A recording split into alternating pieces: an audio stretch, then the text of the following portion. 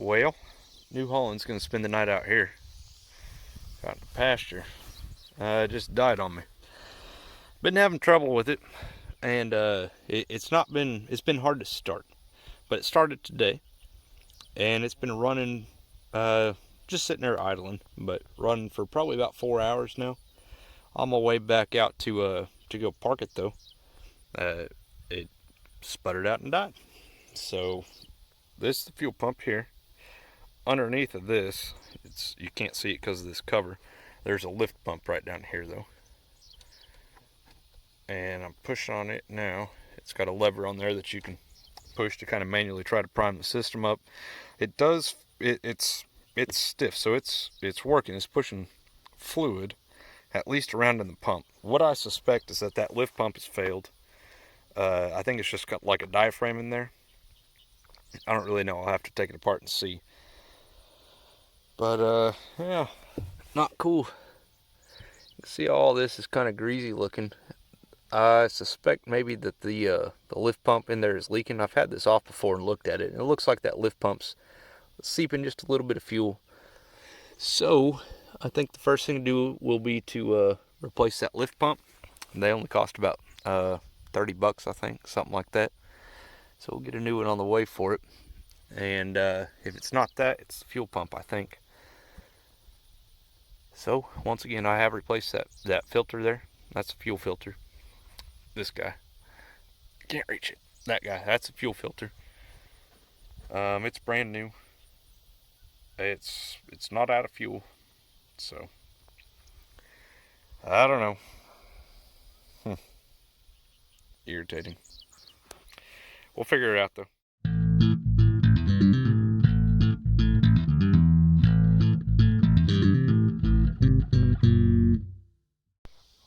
Well, I thought I was going to use my cool Mega Multi tool here with all the nut drivers on it.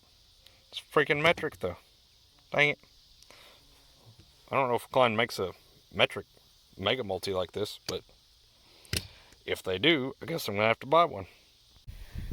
So I was able to get this started. It was dead out in the pasture the other day. And I got it down in here to the hay barn, and all I did to get it started was my parents happened to be over, so I climbed up in here, and you can crack these fuel line open in here to bleed the line out in case air had gotten in there. Where are they? Well, they're in here. Anyway, they're real hard to get to right here. You can see that. Just crack that fuel line open, and while somebody else is cranking on it. And sure enough, a bunch of bubbles came out of there, so there was air in that fuel line, and then once I got it closed back down, it did start, but it wasn't running very good. It sounded really bad. So what I'm suspecting is that this lift pump was bad. So that's the new one on there. I need somebody to come help me bleed the lines down, so I'm trying to track down some help. It's a pretty easy job. It's just banjo fitting here and here. These take a 15 millimeter socket or wrench or whatever, and then there's 2 mounting screws, and it is pretty close, especially on the old one. The bolt is really close to the housing and to this lever. This is a manual lever to pump the pump, so you can kind of prime it. But yeah, that one takes a 13, and you'll need a thin wall socket, is what I was saying. So while I'm waiting on somebody to help me bleed the air out, I went ahead and started taking this other one apart. This is the old one here. Bear with me. Okay, so this is the old pump, exactly how I took it apart, or exactly how it came apart. So first of all, see all that crap in there. That's like seeds and just plants and stuff.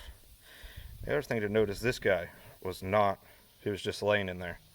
It's essentially it's a check valve, right? Should be right here. It should be right there, and so that's supposed to act as a check valve. There's one facing the other way on that side, and then this one right here, right? So fuel should be able to go through this hole and then out that hole. Without that in place, fuel would just go back and forth, and it wouldn't actually feed it up to the injection pump, right? So I don't remember. It's been a while since this actually broke down. I had to wait on this to get here and do some other troubleshooting. So I think I talked about this, but it's got this lift pump on it here. And then this takes fuel from the the fuel tank, which is under the cab.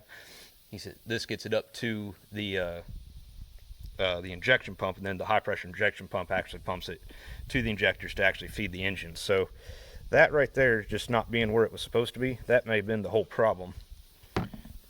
These pumps are real simple. It's just these diaphragms, and so you can kind of see how that works maybe. So it's just sitting there pumping, and this works off a cam inside the engine.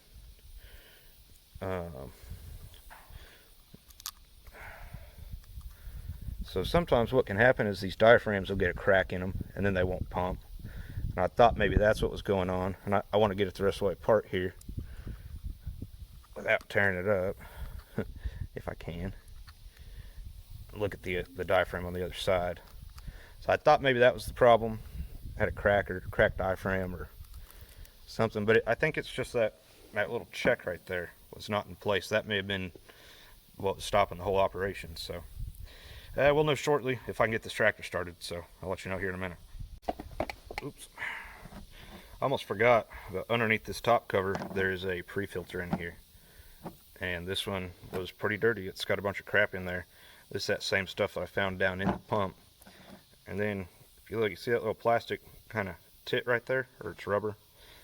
That's the other side of this. So that's why this came out of there, is because the it's just kind of a friction fit that holds that in there.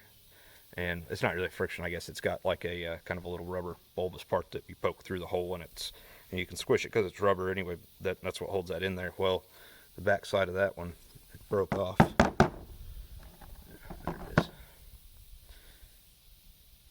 So that's why that fell out of there, because you can see that little bulbous part like I was talking about. That's what was holding that little check in place. This guy. So, yeah. It's supposed to be like that. So that's why that fell off of there. Yeah. So, and that is on this is the inlet side. So it's supposed to be able to, every time it pumps, right? This thing sucks down like that, right? So that sucks fuel through this check into this chamber, and whenever the spring returns that pump back up to the top, that pushes it out through here, goes through the outlet up to your injection pump. So with that not being there, it would have just been sitting there pushing fuel back and forth, and not very much would have been actually getting out of the pump.